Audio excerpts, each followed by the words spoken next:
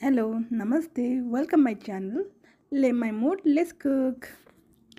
हामीले आज करेला फ्राई गर्दैछौँ यो मेरो स्टाइलमा करेलालाई गोलो गोलो गरेर काट्यौँ र त्यसमा नुन हालेर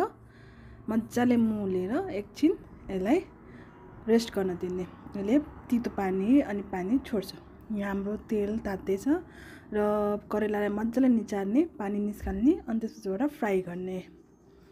मजाले यसरी फ्राई गर्दाखेरि तेल पनि कम जान्छ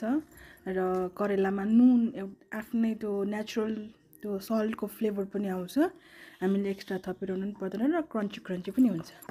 अनि एकदम फ्लेम पनि धेरै हाई नगर्ने लो गर्ने र यो हाम्रो रेडी भयो फर्स्ट लटको यसलाई मैले बटुकामा निकाल्दैछु यसरी निकालिसकेपछि राम्रोसँग तेललाई फेरि एकछिन तात्न दिने यो हाम्रो फर्स्ट लटको करेला भयो